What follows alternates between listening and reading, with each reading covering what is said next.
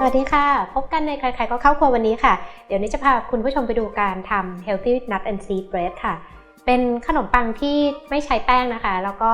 จะใช้ธัญพืชทั้งหมดที่ผสมเข้าไปแทนแล้วเราก็จะใช้น้ำมันมะพร้าวแทนการใช้โอลิฟออยล์ด้วยค่ะเราไปดูส่วนผสมกันค่ะเรามาดูส่วนผสมของ Healthy Nut and Seed Crispy Bread กันค่ะเป็น Mix Nut เมล็ดฟักทองค่ะเมล็ดทานตะวันงาขาวค่ะ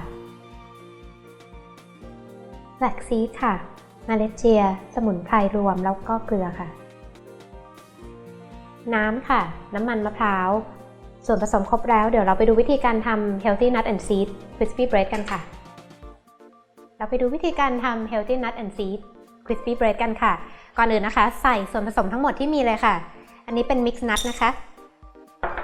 Pumpkin Seed Sunflower Seed ค่ะงาขาว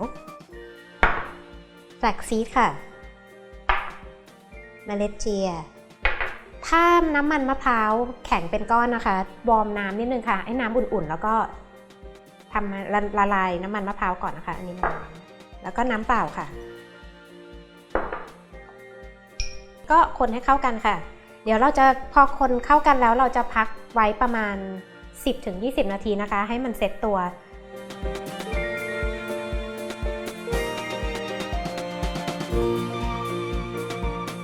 เราพัก Healthy Nut and Seed Crispy Bread เอาไว้ครบ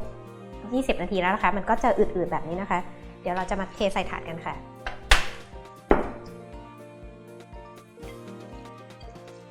ค่อยๆกดให้มันแบนที่สุดนะคะเพราะว่าเราจะทำเป็นแครกเกอร์นะคะไว้ทานกับสลัดอะโวคาโดหรือว่าสลัดมันฝรั่งก็ได้นะคะเดี๋ยวเราแผ่ออกไปค่ะ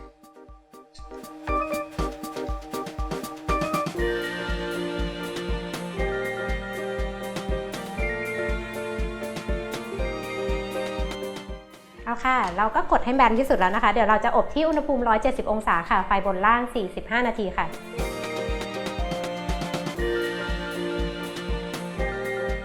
ตอนนี้ Healthy Nut and Seed Crispy Bread เราอบไปแล้วนะคะ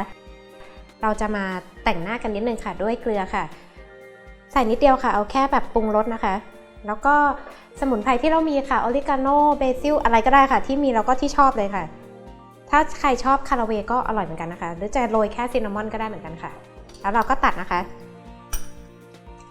เอาเป็นชิ้นเท่าที่เราอยากจะได้นะคะตอนที่เราทานเดี๋ยวเราจะลดไฟเตาเหลือ80องศานะคะไฟบนล่างเหมือนเดิมค่ะแล้วเราก็จะอบอันนี้อีกชั่วโมงนึงหรือชั่วโมงครึ่งนะคะจนกว่ามันจะกรอบตรงกลางมันจะสุกช้ากว่าตรงด้านริมนะคะเพราะฉะนั้นก็คอยดูนิดนึงนะคะถ้าไฟเตาแต่ละคนมันไม่เท่ากันอาจจะหน้าไหม้ก็ได้ถ้ากลัวจะไหม้นะคะเอาฟอยล์ปิดหน้าไว้นิดนึงก็ได้ค่ะ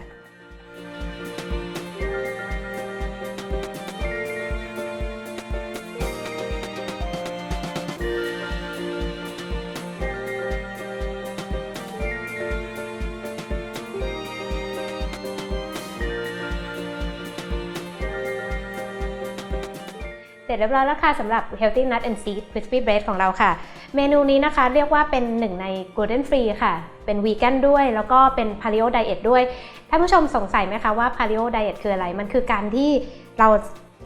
ควบคุมอาหารค่ะเน้นอาหารที่มีโปรตีนเยอะพวกธัญพืชพวกนี้มันก็จะมีโปรตีนเยอะมาก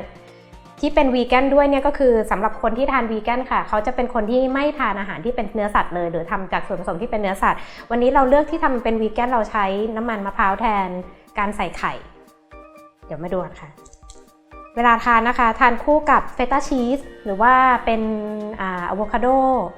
ปาดเฉยๆก็ได้แล้วค่ะหรือไม่ก็เป็นจะทานกับสำหรับคนที่ไม่ได้เป็นวีแกนนะคะทานกับแซลมอนก็ได้